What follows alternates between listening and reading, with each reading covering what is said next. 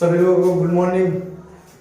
तो अब आपको हम बताएंगे इस क्लास में बल और दाब, बल और दाब। तो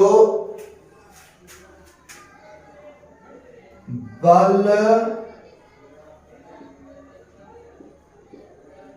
और दाब, बल को हम लोग इंग्लिश में ना फोर्स कहते हैं, बल को इंग्लिश में फोर्स कहते हैं। और वही बात किया जाए दाब को, तो हम लोग दाब को प्रेशर कहते हैं। दाब क्या बोलते हैं? प्रेशर कहते हैं। अब आपको हम क्लास में बताएंगे दाब और बल, या बल और दाब। बल को हम लोग इंग्लिश में फोर्स कहते हैं, और वही बात किया जाए दाब को इंग्लिश कहते हैं प्रेशर कहते हैं। तो बल का जो परिभाषा होगा, हम कोई भी वस्तु को या तो धक्का देंगे या अपनी ओर खींचेंगे। कोई भी वस्तु हो या उसको हम क्या करेंगे? धक्का देंगे या उसको हम खींचेंगे। इसी को क्या कहते हैं? बल कहते हैं। मतलब हम लोग कोई भी वस्तु पे या तो धक्का देंगे या अपनी ओर से खींचेंगे, इसे क्या कहते हैं? बल कहते हैं। क्या इसको बल कहते हैं। और दाब, कितनों बड़ा क्षेत्रफल है, हम उसके इकाई वाले भाग क्या होंगे? बल लगाएंगे। आपका जिसे ये क्षेत्र इतना ले लिया हम क्षेत्रफल, इतना हमने लिया है एरिया, और इस क्षेत्रफल में ना हमने लगाया इकाई बिंदु पर लगाया बल, इकाई बिंदु पे। इसी को क्या कहते हैं? दाब कहते हैं। मतलब प्रति एकांक क्षेत्रफल पर लगे बल को दाब कहते हैं। प्रति एकांक क्षेत्रफल पर लगे बल को दाब कहते हैं। बल का SI मात्रक न, बल का जो SI मात्रक है ना, वो न्यूटन है। क्या है? न्यूटन है। बल का जो SI मात्रक है क्या है? न्यूटन है। इसको हम लोग सूचित न कैपिटल N से करते हैं। बल का जो SI मात्रक क्या है? न्यूटन है। इसको हम लोग सूचित करते क्या करते हैं? N से सूचित करते हैं। और वही बात किया जाए कि दाब का SI मात्रक क्या होता है? दाब का SI मात्रक तो पास्कल होता है। क्या होता है? पास्कल। दाब का SI मात्रक क्या होता है? पास्कल होता है। दाब का SI मात्रक क्या होता है? पास्कल होता है। जिससे हम लोग सूचित न करते हैं PA से करते हैं। पास्कल को हम लोग सूचित कर सकते हैं PA से करते हैं। तो आप लोग दाब और बल और दाब का परिभाषा समझ गए होंगे, और इसका जो SI मात्रक है आप ये भी समझ गए होंगे। तो अब आपको हम बताते हैं बल का प्रयोग करके ना हम किसी भी वस्तु में, बल का प्रयोग करके हम लोग किसी वस्तु में ना 4 स्थिति उत्पन्न कर सकते हैं। हम बल का प्रयोग करके 4 स्थिति उत्पन्न कर सकते हैं। पहला स्थिति क्या है? हम वस्तु के स्थान में परिवर्तन कर सकते हैं कि पहला जो है, यदि हम वस्तु पे बल लगाएंगे तो पहला क्या है? हम स्थान में परिवर्तन कर सकते हैं।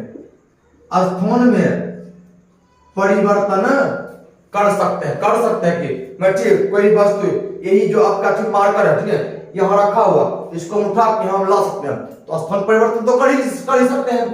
दूसरा का कहता है कि दिशा परिवर्तन। कौन परिवर्तन? दिशा परिवर्तन कर सकता है कि ये देखिए आपका ये मार्कर इस टाइप का, ठीक है, इसको, ठीक है, अभी ये क्या है? ईस्ट वेस्ट है, इसको हम क्या कर देंगे? नॉर्थ साउथ कर सकते हैं कि दिशा परिवर्तन। तीसरा कहता है कि आकार में परिवर्तन कर सकते हैं कि आपका जो गुब्बारा वगैरह है, चाहे कुछ भी और वगैरह, जो मिट्टी उट्टी है, इस पे जब हम बल का प्रयोग करेंगे तो क्या आकार में परिवर्तन कर ही सकते हैं। चौथा कहता है, देख क्या रहे हैं, बताते हैं चौथा भी। चौथा कहता है कि हम किसी भी वस्तु मतलब गति में परिवर्तन कर सकते हैं।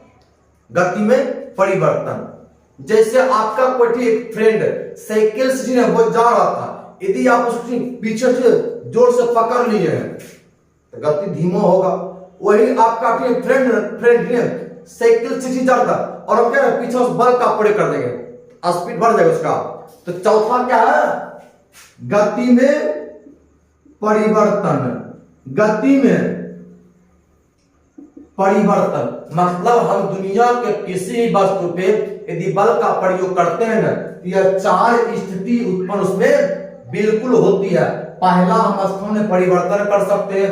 दूसरा, दिशा में परिवर्तन कर सकते हैं। तीसरा, आकार में परिवर्तन कर सकते हैं। और चौथा, गति में परिवर्तन। या तो हम गति को बढ़ा सकते हैं या गति को घटा सकते हैं, या हम गति को बढ़ा सकते हैं या गति को घटा सकते हैं। तो आपका ये क्या था, चार कंडीशन है था। किसी भी वस्तु को हम जब बल का प्रयोग करेंगे तब पहला आपका स्थान परिवर्तन, दूसरा दिशा परिवर्तन, तीसरा आकार में परिवर्तन और चौथा क्या है, गति में परिवर्तन। या तो हम तेज कर सकते हैं या हम धीमा कर सकते हैं। क्या कर सकते हैं, धीमा कर सकते हैं। तो अब आप देखिए, आपको अगला बिंदु बताते हैं। एक विरूपण क्या आता है, विरूपण। कौनपन, विरूपण। हम जब कोई वस्तु पे बल लगाएंगे, मतलब फोर्स लगाएंगे और उसकी आकार में क्या होती है, परिवर्तन आती है ना, इसी को तो विरूपण कहते हैं। मतलब हम लोग कोई वस्तु पे क्या करेंगे, बल लगाएंगे। अब बल लगाएंगे तो उसके जो आकार में परिवर्तन, इसी को तो विरूपण कहते हैं। क्या कहते हैं, इसी को विरूपण कहते हैं। जैसे ना जो आटा जो लड़के ने गूंथती है तो मार मुक्का, कभी लंबा है, कभी गोल है, कभी कैसे, फिर थोड़ा लोहिया बनता है।